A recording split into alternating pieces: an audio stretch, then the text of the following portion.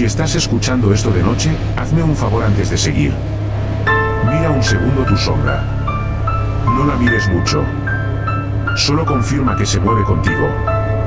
Porque si hoy, por un instante, tu sombra se queda quieta, entonces este vídeo ya no es una historia. Es una advertencia. Te voy a contar 3 relatos reales, pero no como los has oído. Los vas a escuchar como se supone que se esconden, con prisa, con miedo, con nombres borrados, con archivos que se niegan a existir. Y mientras avances, vas a notar algo raro. No es el ambiente. Es el patrón. Porque estas 3 historias no son 3. Son una sola cosa, mirándose en distintos espejos. La primera pista llegó como llegan las cosas malditas, como un premio. A él lo llamaron desde Roma con urgencia. Un restaurador joven, obsesivo, de esos que trabajan con luz rasante, con bisturí fino, con paciencia quirúrgica. Su sueño era tocar un muro antiguo y devolverle el color sin que nadie notara la intervención. No la Capilla Sistina, no. La Capilla Paulina. Más silenciosa, menos turística, más fácil de esconder un error o un secreto. Le dieron un contrato que parecía un milagro y una condición que sonaba como orgullo profesional. Trabajarás solo. Ni asistentes ni aprendices. Solo tú. Nadie más. Ninguna mano extra. Ningún testigo. El primer día se rió de su propia sugestión cuando sintió que un encapuchado pintado lo miraba. Un rostro en sombras, ojos demasiado humanos para ser pigmento. Hizo lo lógico, lo cubrió con una tela para no sentir la nuca caliente. La tela duró poco. Al raspar una esquina, detrás de una capa añadida siglos después, encontró una inscripción. No estaba hecha con pincel. Estaba hecha con dedos. Como si alguien hubiera escrito con desesperación. Como si el muro hubiera sido lo último que tocó antes de morir. Y lo peor no fue la frase, fue el material. Sangre. Sangre humana antigua. En el laboratorio lo confirmaron. No era óxido, no era tinte, no era humedad mezclada. Era sangre. Esa noche no durmió. Y a partir de ahí, el Vaticano dejó de ser un lugar y se convirtió en una sensación física. Una presión en el pecho. Como si el aire pesara más dentro de esa capilla. No era miedo. Era rechazo. Al segundo día investigó con acceso interno. Encontró la lista de restauradores anteriores asignados a ese mismo mural. 3 nombres. 3 destinos. Uno muerto en un accidente doméstico. Otro cayó de un puente en circunstancias raras. El tercero desapareció. Sin cuerpo. Sin expediente completo. Como si el Vaticano se hubiera cansado de archivarlo. Y aquí, si quieres entender cómo opera lo que se esconde, recuerda esto, el Vaticano no borra las cosas con silencio. Las borra con rutina. Con papeles. Con protocolos. Con un sello. Y de pronto un nombre deja de existir en una base de datos y todo el mundo actúa como si nunca hubiera estado. Él siguió trabajando porque ese tipo de oportunidades no se rechazan. Porque cuando tu vida depende de un sueño, tu mente aprende a tragarse señales. Pero la capilla no le permitía tragarse todas. La inscripción decía algo parecido a, en la sangre del pontífice, la redención de los condenados. No era una oración. Era una fórmula. Y estaba escrita con dedos temblorosos. A la semana empezaron los sueños. Voces en latín. Sensación de estar bajo tierra. Boca seca. Lengua con sabor metálico, como si hubiera mordido sangre. Y entonces pasó lo que rompió cualquier explicación racional, el mural cambió. Al principio pensó que era su cansancio. Pero comparó con sus fotos, porque un restaurador documenta todo. En una foto, la mano del encapuchado apuntaba hacia arriba. En la siguiente, sin intervención humana, la mano estaba sobre el pecho del santo arrodillado. No era un corrimiento, no era un error de perspectiva. Era un gesto distinto. Nadie más tenía acceso. Él era el único. Decidió irse. Renunciar. Huir. Como hacen los vivos inteligentes. Y ahí es cuando la historia deja de sonar como terror y empieza a sonar como trampa. Esa noche, recibió un correo sin remitente claro. Una sola línea: ya viste lo que les pasó a los otros. Adjunto, una carta de 1972, de un restaurador italiano, escrita a mano, paranoica, Rod. Una frase repetida como un mantra: no mires los ojos del encapuchado. El nombre del autor coincidía con el restaurador desaparecido. ¿Te das cuenta de lo que significa? Que alguien que dejó de existir oficialmente, todavía podía enviarte algo. Fue a buscar a un sacerdote anciano, uno de esos que hablan poco pero miran como si supieran demasiado. El padre Benedetti. Cuando él mencionó la inscripción y el encapuchado, el sacerdote no lo desmintió. Le pidió salir del recinto. Eso no se habla dentro de la capilla. Fuera, en voz baja, le dijo lo que nadie quiere escuchar cuando está tratando de mantener la cordura. Ese mural no es solo una pintura. Es un problema antiguo. Dicen que fue pintado por alguien poseído. Que usó su propia sangre y la de otros. Y que lo que condena ahí no es el arte. Es lo que el arte encierra. Le preguntó por qué no lo borraban. Y Benedetti respondió con una frase que suena a excusa hasta que entiendes el historial: no puede destruirse. Ya lo intentaron. Solo cambió de forma. Cada vez que lo intentan ocultar, cobra otra víctima. Hubo un intento de cubrirlo con calorías. Días después, el papa de turno murió de una hemorragia inexplicable. Ordenaron restaurar el mural y dejaron una instrucción tácita: no tocar la parte inferior. No interferir con la inscripción. Pero la tentación siempre gana. Y por eso los nombres se repiten. La última mañana, él entró antes que todos. Con una copia de llave hecha en secreto. Cabe. Grabadora. Quería dejar evidencia para que, si le pasaba algo, no lo convirtieran en otro desaparecido. Grabó el mural. Detalle por detalle. Describió el encapuchado. Y ahí vino el golpe final: el rostro del encapuchado había cambiado. Más definido. Más reconocible. Era él. Sus facciones distorsionadas, pero era él. Dejó de grabar. Sintió que las piernas le fallaban. Se acercó a la inscripción. Debajo encontró un símbolo, un sello antiguo, círculos y líneas cruzadas. Lo tocó con el dedo y sintió calor, como si el muro respirara. Escuchó un sonido seco detrás de sí. La puerta se movía sola con una corriente que no debía existir. Sintió presión en la cabeza, como un grito sin sonido. Y en el reflejo del vidrio protector lo vio, una figura encapuchada detrás de él, en el pasillo hacia el altar. Se giró. Nada. Volvió al reflejo. Nada. Esa sensación es la peor. No el susto, no el grito. La idea de que algo puede aparecer sin existir. Como si la realidad fuera solo un acuerdo temporal. Salió sin mirar atrás. En su departamento revisó el vídeo. En el último minuto, un susurro casi imperceptible. Lo amplificó con software. La voz dijo en latín: tú eres el siguiente. Él tomó un vuelo y volvió a México. Se escondió. No habló. No comió. No durmió. Repitió el vídeo una y otra vez como si mirar lo suficiente veces pudiera desactivarlo. No pudo. Intentó contactar a Benedetti. Le dijeron que murió de un infarto 2 días después de la conversación. Y esa coincidencia, si todavía estás intentando mantener esto en el territorio de lo racional, es el punto donde la mente se rinde. Porque si el sacerdote murió por hablar, y el restaurador desaparecido pudo escribir desde su desaparición, entonces la capilla no solo guarda un mural, guarda un mecanismo. Y aquí viene lo que no te dijeron en el vídeo original.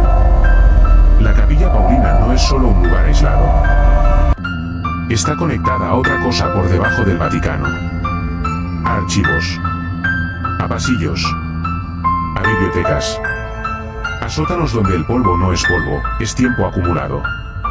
Y cuando alguien toca lo que no debe, lo que responde no es un fantasma romántico. Es una estructura que se defiende. Y ese es el puente hacia la segunda historia. Porque, mientras el restaurador huía, en otro subterráneo del Vaticano, un joven exorcista en formación, Mateo Salcedo, estaba viendo algo que se pudría vivo frente a sus ojos. Una paloma en el alféizar de la Biblioteca Vaticana, temblando, chillando como humano, abriéndose en llagas negras hasta quedar en masa seca de carne y plumas. Nadie más lo vio. Y cuando nadie más ve lo que tú ves, empiezas a preguntarte si te eligieron o si ya estás enfermo. A Mateo lo llamaron tras la muerte rara de su mentor en Sicilia. Recibió carta sellada con escudo papal. Le pidieron ir a una sala subterránea a clasificar textos sobre posesiones. No era un ascenso. Era un traslado. En un sótano encontró un códice de un papa del siglo XIV, Lucio V, guardado en caja metálica con sellos de cera. Sellos que nadie tocaba desde hacía siglos. Rompió el sello y sintió un frío en la espina. No un frío de ambiente, un frío como de algo deslizándose dentro. El texto no era un manual para expulsar demonios. Era para atraerlos. Lo llamaba exorcismo inverso. Un ritual para llenar a un santo deprimido con una entidad sagrada. Pero las descripciones olían a otra cosa. Fuego desde dentro. Esquemas de símbolos desconocidos. Frases en latín antiguo fuera de glosarios. Mateo copió todo. Lo estudió de noche. Y cometió el error que todas las historias comparten, probar. Eligió una capilla abandonada detrás de un archivo. Dibujó símbolos con carbón. Encendió cirios. Recitó versos. Cuando terminó el tercer versículo, las llamas se estiraron hacia el techo y escuchó un murmullo detrás. Se giró. Nada. Dio un paso fuera del círculo y sintió que pisaba carne tibia palpitante. No vio nada en el suelo. Ese detalle es asqueroso porque hace que tu cuerpo entienda algo antes que tu mente. Hay cosas que pueden tocarte sin mostrarse. Mateo corrió a su habitación. Se miró al espejo y no se reconoció. Ojos hundidos. Piel ceniza. Una expresión ajena detrás de sus pupilas. Durmió mal. Soñó túneles, manos en el cuello y una voz repitiendo, no volverás. Despertó y el crucifijo estaba al revés. Desde ese día, sintió un zumbido interno, como insecto, pero dentro del cráneo. Vio una figura en pasillos, siempre de espaldas. Inmóvil. Como esperando que la llamara por su nombre. Al tercer día, todo lo que tocaba se deterioraba. Libros se volvían polvo. Plantas se secaban. Sacerdotes lo evitaban. Uno le dijo sin mirarlo, tienes algo encima. Algo ajeno. Y a Mateo, como al restaurador, lo atrapó la misma trampa, fascinación mezclada con pánico. La necesidad de mirar un segundo más. En el manuscrito, una nota al margen con tinta roja que no estaba antes. Una vez abierta la puerta, los santos se corrompen. Esa frase lo obsesionó.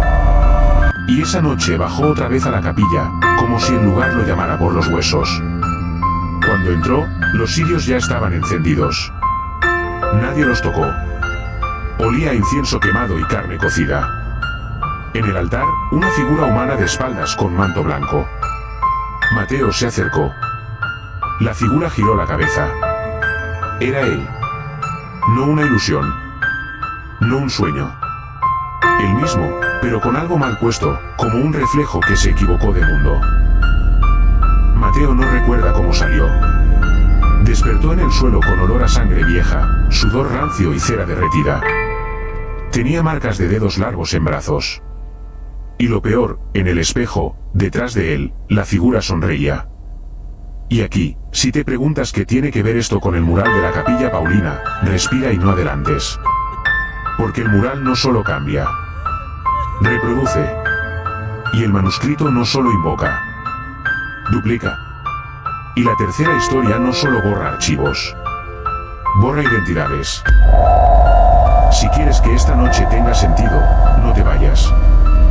Lo que viene amarra a las 3 y te deja con una pregunta que te va a perseguir después del vídeo. ¿Y si el Vaticano no guarda reliquias, sino mecanismos? Antes de seguir, si te estás metiendo de verdad en esta historia, suscríbete ahora. No porque lo pida, sino porque si después escuchas algo raro en una grabación tuya, vas a querer volver a este canal y comparar. Y deja tu like. Es la forma más simple de decirle a tu cerebro que esto importa, que no lo borre como borran los archivos allá. Si estás aquí todavía, entonces ya elegiste. Porque el verdadero filtro no es el miedo. Es la paciencia.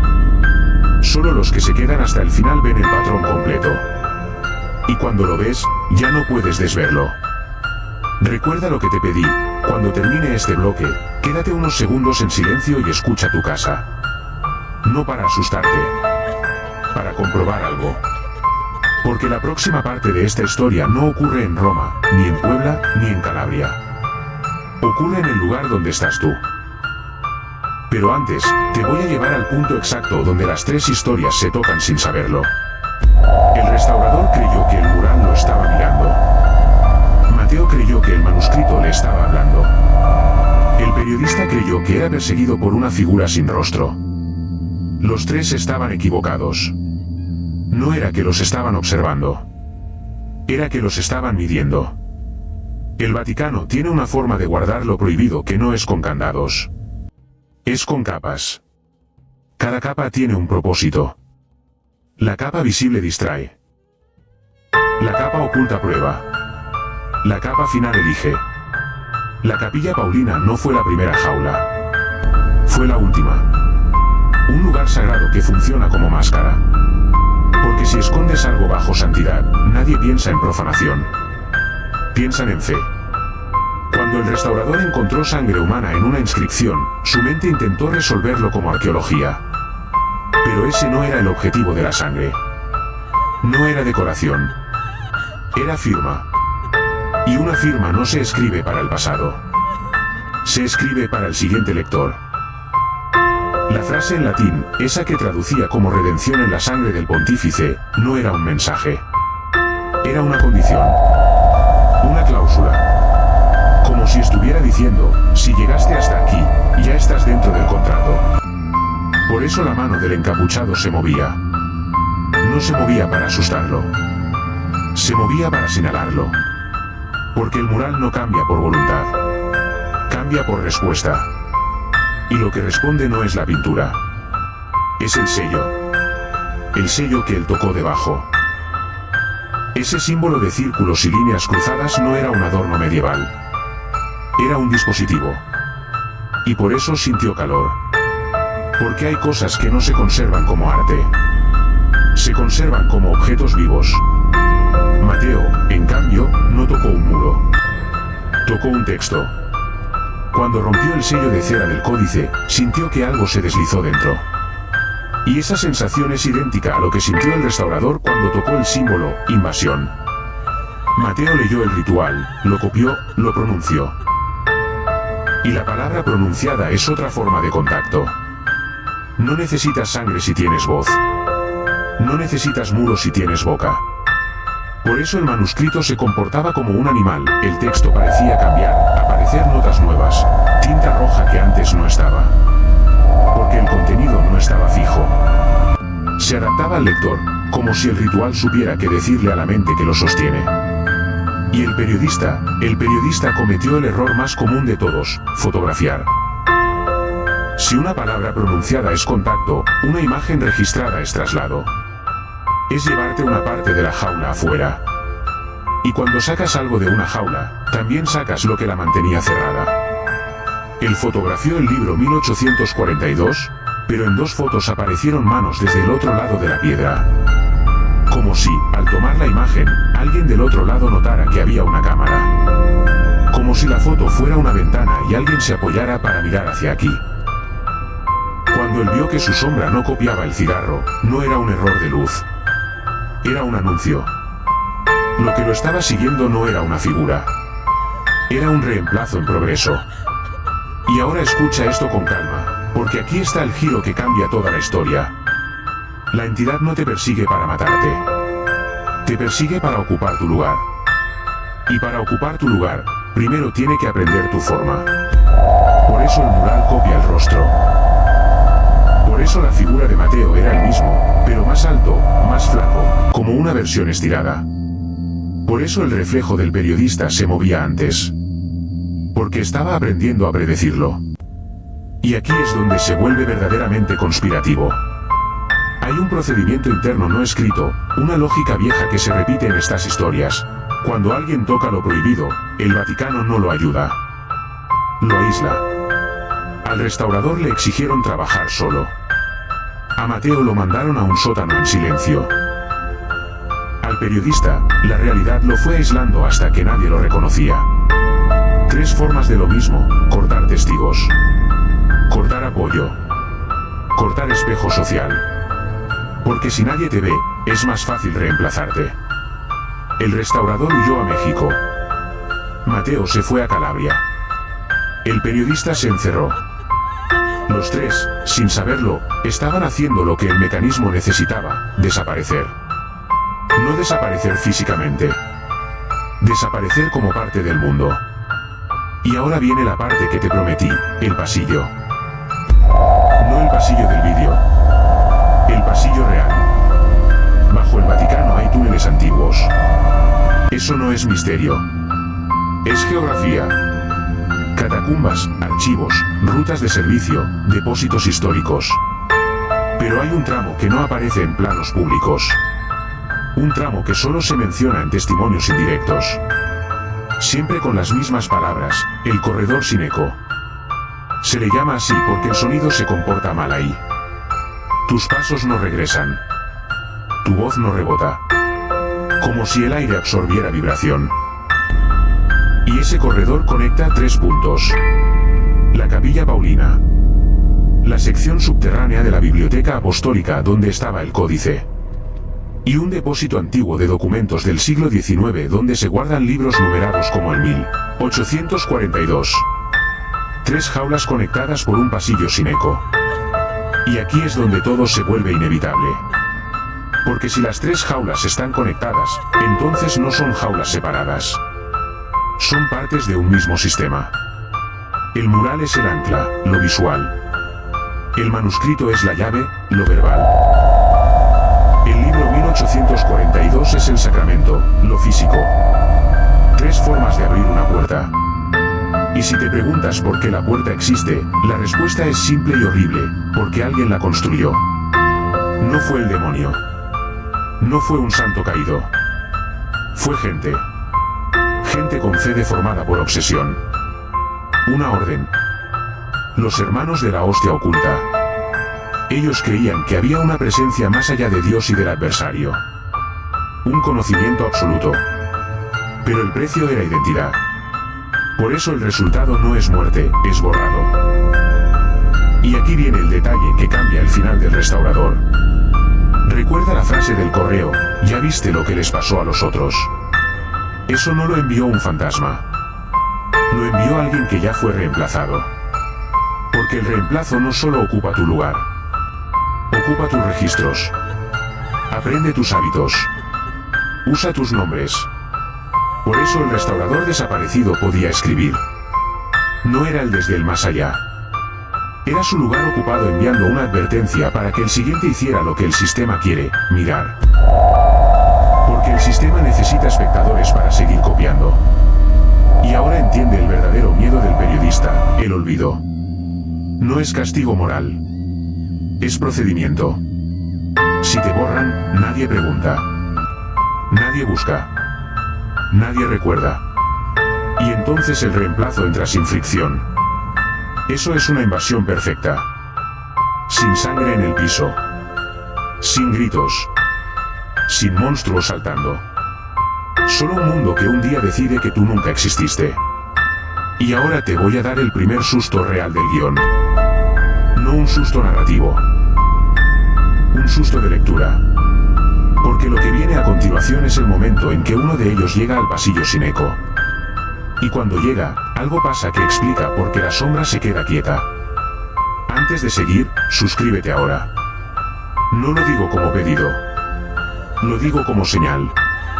Si este tema te atrae, es porque tu mente ya mordió el anzuelo. Suscribirte es como dejar una cuerda al mundo normal. Y deja tu like para que esto no muera aquí. Porque si hay algo que se defiende con fuerza, es el olvido. Respóndeme esto en comentarios, rápido, sin pensarlo mucho. Si tu nombre desapareciera de internet mañana, ¿qué sería lo primero que harías para demostrar que existes? El restaurador no volvió a Roma. Mateo no volvió al Vaticano. El periodista no volvió a ningún lugar. Porque ya no tenía lugar. Y aún así, los tres hicieron lo mismo en diferentes formas. Volvieron. No físicamente. Volvieron en sueños. Volvieron en reflejos. Volvieron en sombras. Porque el pasillo sin eco no es solo un túnel. Es una dirección. Una coordenada mental. Y eso explica por qué Mateo soñaba siempre la misma iglesia inundada y despertaba con los pies húmedos. Eso explica por qué el restaurador sentía la capilla siguiéndolo a México. Eso explica por qué el periodista olía carne podrida en su casa. No era que el lugar los persiguiera. Era que ellos se lo llevaron dentro. Y ahora viene la escena que conecta a los tres sin que se conozcan. En el archivo del periodista, había un detalle en la esquina de una foto. Una custodia invertida. Debajo una frase que nadie conocía. En el mural del restaurador, debajo de la inscripción de sangre, había un símbolo de círculos y líneas cruzadas. En el manuscrito de Lucio V, había esquemas de símbolos que no existían en glosarios. Los tres símbolos se ven distintos a simple vista. Pero si los superpones, forman una puerta. No una puerta dibujada. Una puerta funcional. Tres partes de un mismo sello. Y aquí está el punto en que te das cuenta de que el Vaticano no estaba maldito. Estaba diseñado. Los hermanos de la hostia oculta no querían invocar un demonio. Querían construir un canal. Algo que pudiera tomar forma humana sin nacer. Algo que pudiera entrar al mundo sin ser llamado demonio, porque no vendría del infierno. Vendría del archivo. Vendría del muro. Vendría del rito. Por eso el procedimiento de la comunión impura era tan específico. No era misa negra por rebeldía. Era ingeniería. Y el precio era lógico, identidad. Porque para que algo se vista de humano necesita un molde. Necesita un nombre. Necesita memoria. Necesita tu lugar. Ahora escucha. El restaurador encontró en su espejo una frase escrita con sangre seca: no estarás solo. El periodista recibió una carta con frase en latín: la comunión ya fue hecha. Mateo leyó una frase final en el manuscrito: lo sagrado solo es puro cuando enfrenta su sombra. Tres frases distintas. Una misma intención. No estás solo. Ya fue hecho. Enfrenta tu sombra. Son fases. Fase 1, aislamiento. Fase 2, reemplazo. Fase 3, aceptación. Y ahora llega el susto que no viste venir. Porque en la historia del restaurador, él amplificó el audio y la voz dijo: tú eres el siguiente. Pero en la grabación original hay algo más. Algo que él no escuchó. Porque nadie quiere escuchar el segundo susurro. En el segundo susurro, la voz no lo amenaza. Lo nombra. Lo llama por un nombre que no es el suyo. Un nombre antiguo. Y ese nombre es el mismo que aparece, tachado, en una lista incompleta de restauradores en el archivo interno. El nombre que comparten los tres desaparecidos. Eso significa una cosa: no están eligiendo al azar. Están continuando una línea. Como si el reemplazo no fuera nuevo. Como si fuera una entidad vieja usando cuerpos como estaciones. Una línea de turnos. Y ahí se entiende por qué el restaurador dijo al final: el mural solo necesitaba reconocerte, y entonces empezaba el conteo regresivo. Porque no era una maldición general. Era una asignación. Y ahora viene la escena de alto impacto. Mateo, en Calabria, restaurando un monasterio abandonado, talla en el suelo un círculo de piedra con las palabras del ritual. Sin cruces. Sin imágenes. Solo el círculo. Silencio. Una noche, escucha pasos fuera. No son campesinos. Son pasos que no hacen eco. Y por primera vez en meses, la figura sin rostro no aparece en sueños. Aparece en el marco de la puerta del monasterio. Mateo se levanta. Se acerca sin miedo, como si por fin el hambre tuviera forma. La figura entra, sin tocar el suelo. Y Mateo ve que, bajo el manto blanco, hay un detalle, manchas oscuras en la tela. Como dedos marcados, como manos apoyadas. Manos largas. Manos como las de la foto del periodista en el archivo. Mateo entiende en ese instante que lo que él invocó no se quedó en el Vaticano. Se dispersó. Y ahora busca completar la puerta. Porque la puerta necesita sus tres partes juntas en un mismo lugar para abrirse del todo. Y el lugar más fácil es donde hay menos testigos. Un monasterio abandonado. Un hombre solo. Un círculo tallado. Mateo se acerca. La figura extiende algo. No una hostia negra. Un pedazo de yeso viejo. Un fragmento de pared. Con pintura. Un fragmento arrancado del mural. Mateo lo toca. Y siente el mismo calor que sintió el restaurador. Y en ese instante, Mateo no ve a la figura. Se ve a sí mismo. Pero no como doble. Se ve como encapuchado. Y entiende lo que el restaurador vio en Roma. El encapuchado no es un personaje.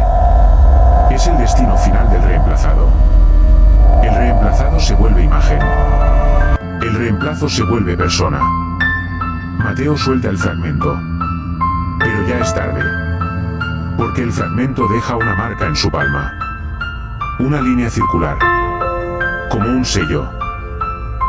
Y esa noche, por primera vez, cuando Mateo camina junto a una vela, su sombra no lo copia. Se queda quieta. Mirándolo. Y no es inmóvil por error. Es inmóvil porque ya no necesita aprender. Ya aprendió. Y ahora, antes de pasar al siguiente bloque, quiero que hagas lo que te dije. Cuando termines de leer esto o escucharlo, quédate unos segundos en silencio. Mira tu sombra. No mucho. Solo confirma. Y escribe en comentarios si alguna vez has tenido esa sensación de que tu reflejo se movió raro o que tu sombra no coincidía, aunque sea una vez. Te voy a pedir algo antes de entrar al pasillo sin eco. No es un juego. No es dramatismo. Es una prueba que, si funciona, cambia el significado de todo lo que acabas de escuchar.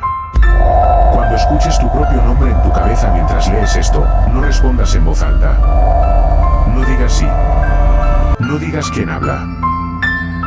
Si lo haces, el relato deja de ser un relato y se convierte en respuesta. Ahora sí. El pasillo sin eco no está en los mapas. No está en recorridos. No aparece en visitas guiadas. Y si le preguntas a alguien dentro del Vaticano, te dirán que hay múltiples corredores de servicio, restauraciones, rutas viejas. Te van a dar explicaciones normales. Pero hay un corredor que no se explica con arquitectura. Porque el problema no es dónde está. El problema es cuándo está. La primera vez que el restaurador soñó con estar bajo tierra, creyó que era ansiedad. La primera vez que Mateo soñó con túneles, creyó que era culpa. La primera vez que el periodista soñó con la iglesia inundada, creyó que era trauma del encierro. Los tres soñaban el mismo lugar. No con los mismos detalles. Con la misma temperatura. Con el mismo olor. Con la misma sensación de presión en los oídos, como cuando bajas demasiado rápido en un ascensor. Y ese tipo de coincidencia no es psicológica. Es geográfica. El pasillo sin eco está bajo una sección donde la piedra es más antigua que el Vaticano moderno. Por debajo de los niveles habituales de archivo. Más abajo de donde está permitido caminar con una lámpara común. Y la razón de la falta de eco es simple, el aire no rebota porque el corredor no está completamente aquí. No es un túnel perfecto. Es un borde. Como una grieta mantenida a propósito. Los hermanos de la hostia oculta lo construyeron como se construye una compuerta. No para entrar ellos, sino para que algo pudiera entrar en ellos.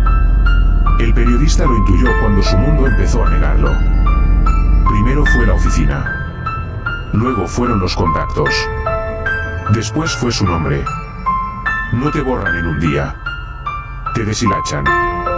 Como si la realidad te fuera quitando capas hasta que ya no te reconoce.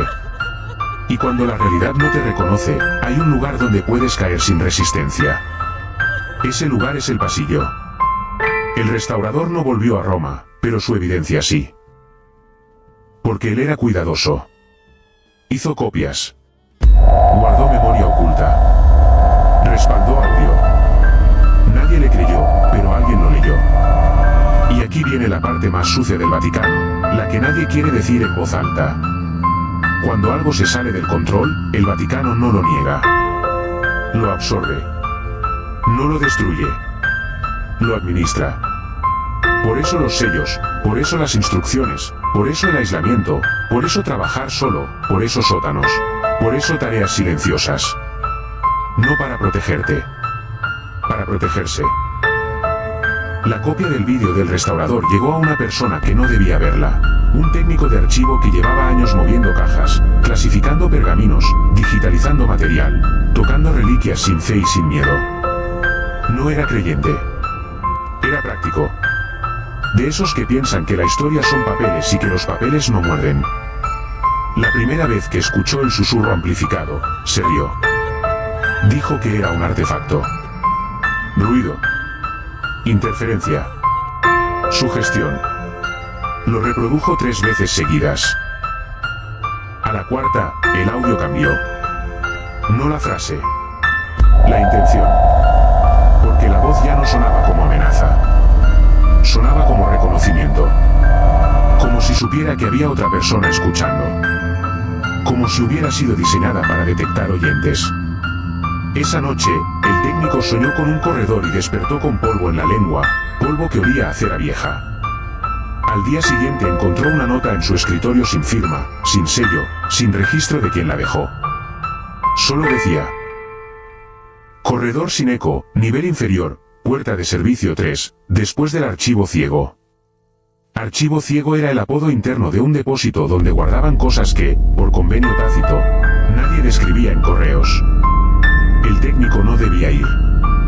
Pero la curiosidad es una forma de obediencia cuando te la siembran. Bajó. No con sotana. Con linterna y tarjeta. Las puertas normales tenían sensores. Las puertas viejas tenían llaves.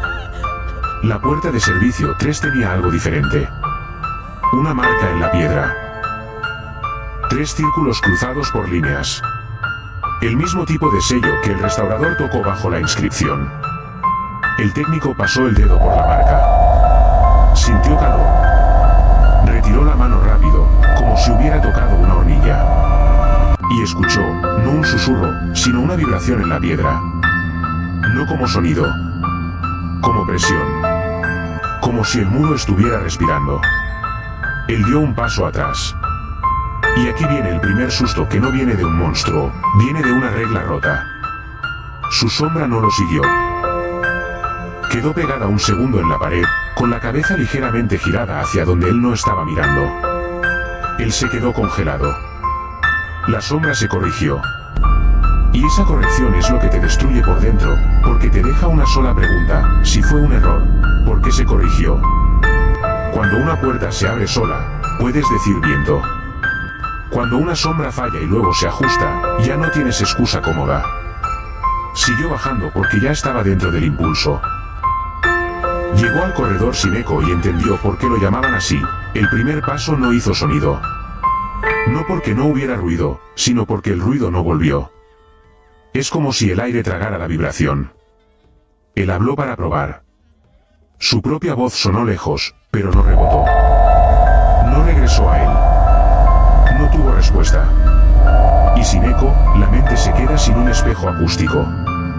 Te sientes solo, aunque estés acompañado. Ese es el diseño. Porque cuando te quedas sin espejo, eres más fácil de copiar. En el corredor, al fondo, vio algo apoyado en la pared. Un cajón viejo. Un contenedor de metal con sellos rotos.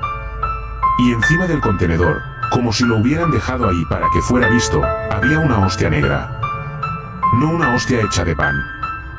Una pieza como carbón agrietado. La misma descripción del periodista.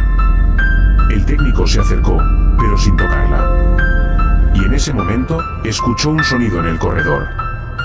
No pasos. No respiración. Un raspado suave, como una sobre piedra, pero lejos. Se giró con linterna. No vio nada. Volvió al contenedor. La hostia ya no estaba encima. Ahora estaba en el suelo, más cerca de su pie. Él no la pateó. No la movió. Se movió sola. El técnico retrocedió. Y al retroceder, chocó con algo. Una persona. Se giró rápido esperando a un guardia. No había guardia. Y si no detectaste cuando, eso significa que la sustitución funciona exactamente como fue diseñada, sin ruido, sin anuncio, sin ruptura evidente. Ahora escucha con atención, porque lo que sigue no es una continuación normal. Es una inversión.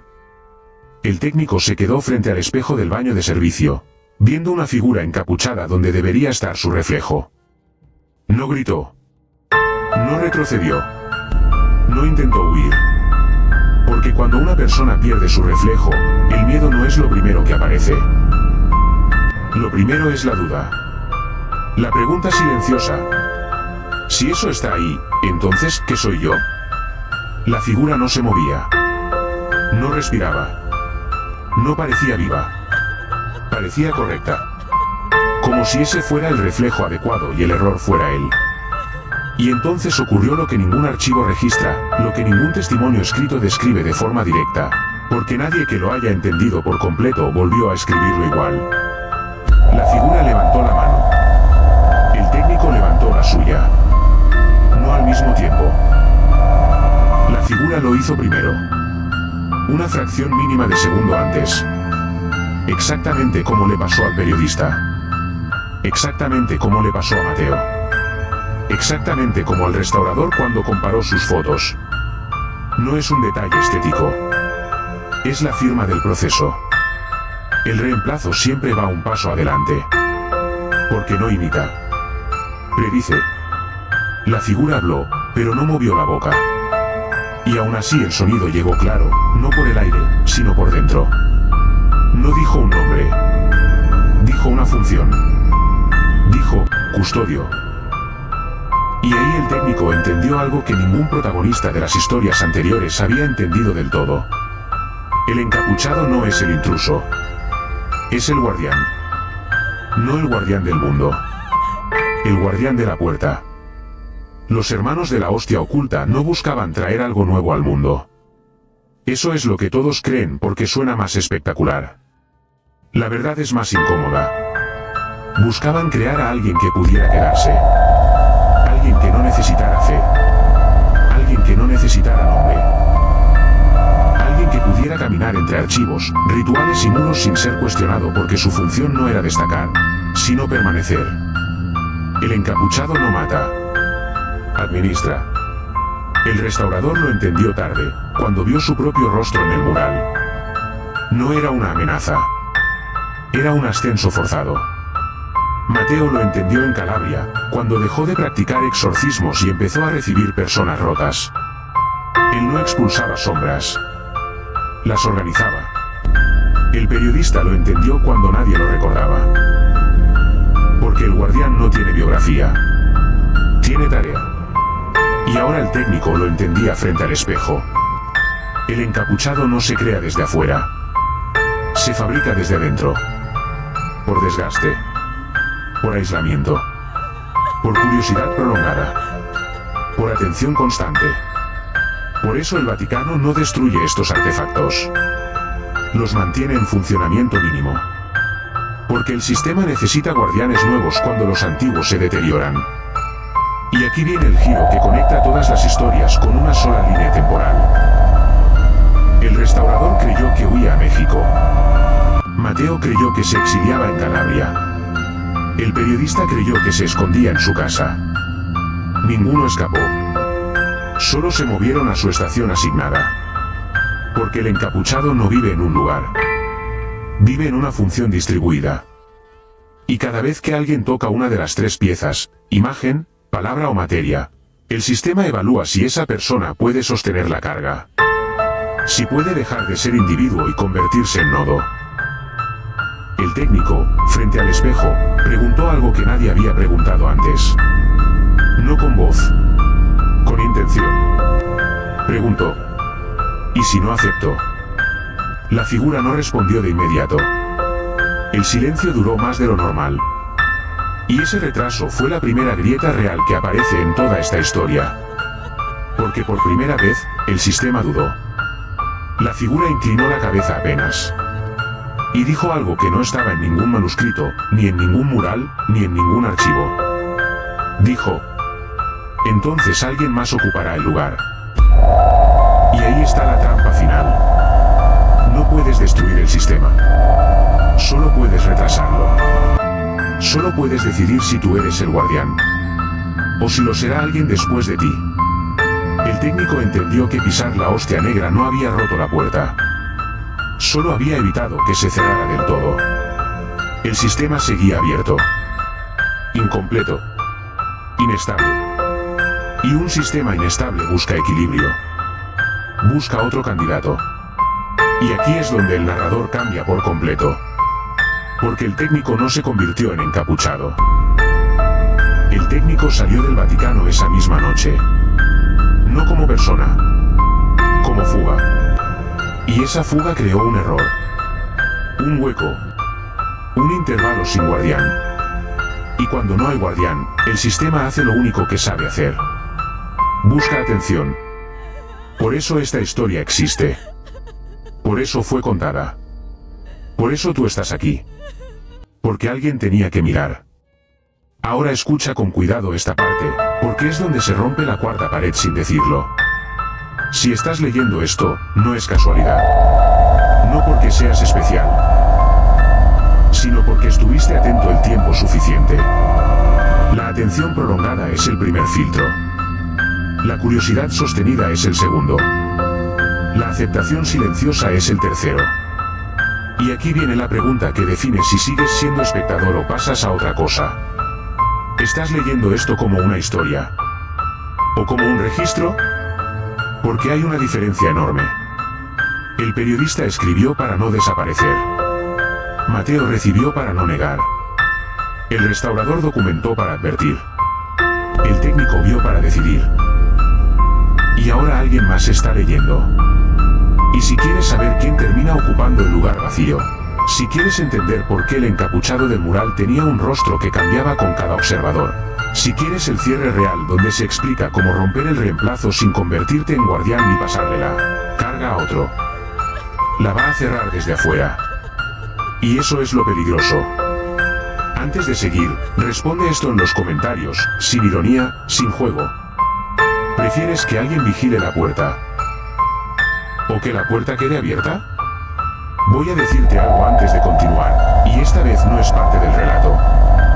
Si en algún momento de este bloque sientes la necesidad de volver atrás, de releer una frase, de confirmar si algo ya fue dicho antes, no lo hagas. Ese impulso es exactamente el punto donde ocurre el giro. Ahora sí.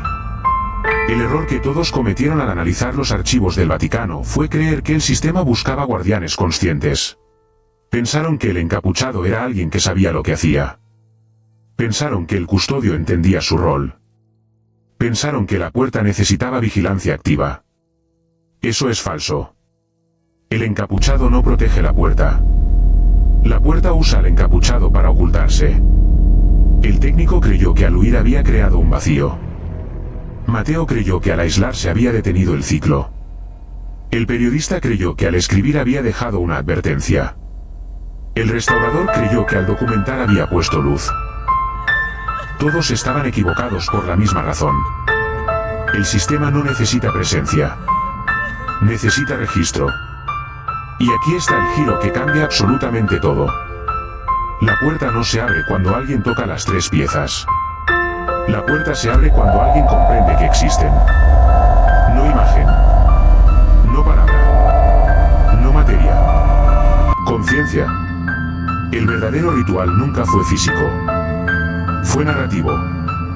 Los hermanos de la hostia oculta no construyeron una puerta de piedra. Construyeron una estructura de transmisión.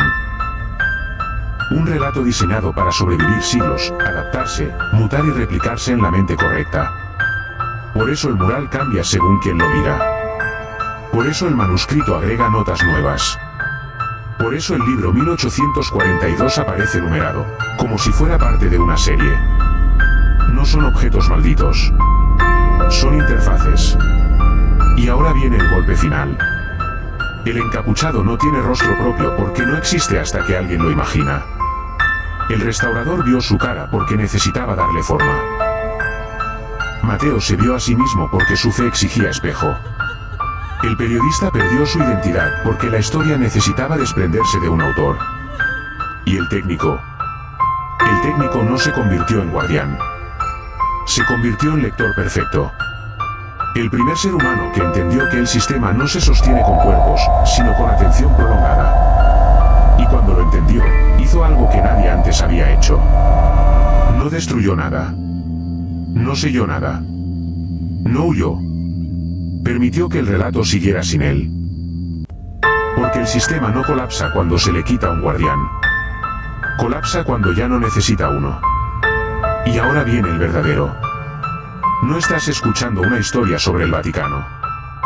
Estás participando en la fase final del mecanismo. El sistema ya no necesita muros, códices ni pasillos subterráneos. Aprendió a migrar. Primero a documentos. Luego a grabaciones. Luego a relatos. Ahora a estructuras narrativas largas, fragmentadas, con tensión, con recompensa prometida al final. Exactamente como esta. El encapuchado no te observa desde un mural. Te observa desde la estructura.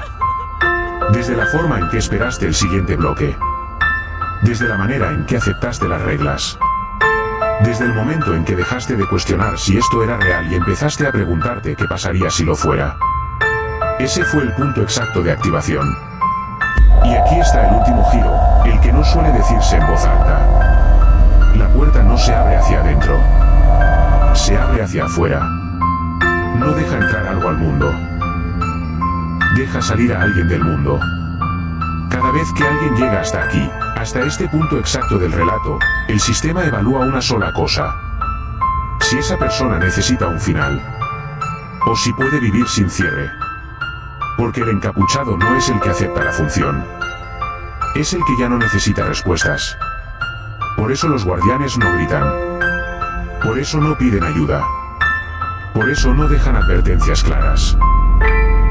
Porque cuando ya no buscas cerrar la historia, cuando aceptas que hay cosas que no se explican, cuando puedes convivir con la puerta sin cruzarla, el sistema ya no te necesita. Y entonces hace lo único que sabe hacer cuando pierde interés. Te suelta. Por eso este es el final inesperado. No hay posesión. No hay reemplazo. No hay transformación visible. El verdadero final es más incómodo. Si terminaste este bloque y sentiste alivio, no eras el candidato. Si terminaste este bloque y sentiste decepción porque querías algo más, tampoco. Pero si al terminarlo sentiste una extraña calma, como si algo hubiera encajado, como si no necesitaras el bloque 9, entonces entiende esto con claridad absoluta. La puerta no se abrió para ti. Porque ya estabas fuera. Y el encapuchado nunca estuvo detrás de ti. Siempre estuvo leyendo contigo.